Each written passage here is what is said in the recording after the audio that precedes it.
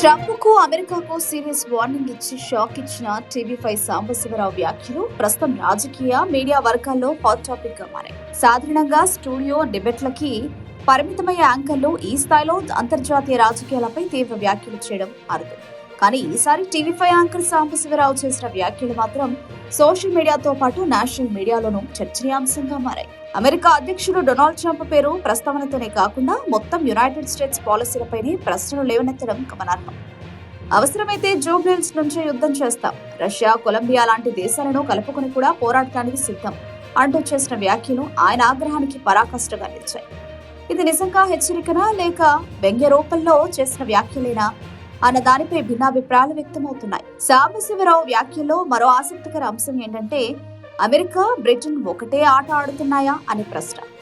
ప్రపంచ రాజకీయాల్లో చాలా కాలంగా వినిపిస్తున్న ఈ సిద్ధాంతాన్ని ఆయన బహిరంగంగా ప్రస్తావించడం గమనార్హం.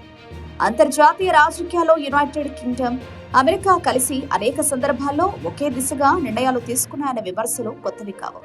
అయితే ఒక తెలుగు న్యూస్ ఛానల్ యాంకర్ ఈ అంశాన్ని ఈ స్థాయిలో ప్రజల ముందుకు తేవడం మాత్రం అరుదైన విషయమే. విమర్శకుల మాటల్లో ఇది అతి ఆవేశం, స్టూడియో హీట్ లో వచ్చిన మాటలు. అయితే అభిమానుల అభిప్రాయం మాత్రం భిన్నంగా ఉంది. దేశాభిమానం, గ్లోబల్ పాలిటిక్స్ పై అవగాహనతోనే ఆయన ఇలా మాట్లాడారు అని వారు వాదిస్తున్నారు. ముఖ్యంగా సోషల్ మీడియాలో ఈ వీడియో వైరల్ అవుతూ సాంబశివరావును కొందరు ప్రశంసిస్తే మరికొందరు ట్రోల్ చేస్తున్నారు. మొత్తానికి టీవీ5 సాంబశివరావు వ్యాఖ్యలు ఒక విషయాన్ని మాత్రం స్పష్టం చేశాయి. న్యూస్ స్టూడియోలు ఇక కేవలం ప్రశ్నలు, జవాబుల వేదికలు మాత్రమే కావు, అవి అంతర్జాతీయ రాజకీయాలపై కూడా తీవ్ర చర్చలకు కేంద్ర బిందువులుగా మారుతున్నాయి.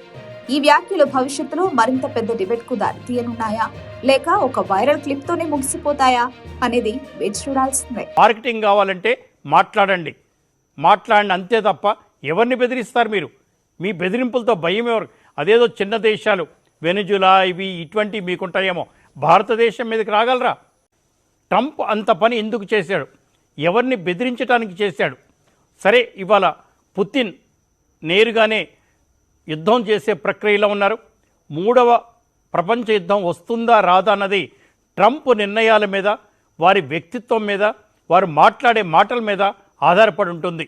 800 సంవత్సరాలు పరాయి వాళ్ళు పరిపాలించిన, 200 సంవత్సరాలు అమెరికా లాంటి వాళ్ళు పరిపాలించిన, బ్రిటన్ అనుకో, వాళ్ళందరూ ఒకటే. 800 సంవత్సరాలు పరాయి వాళ్ళు పరిపాలించిన, 200 సంవత్సరాలు అమెరికా లాంటి వాళ్ళు పరిపాలించిన, బ్రిటన్ అనుకో, వాళ్ళందరూ ఒకటే.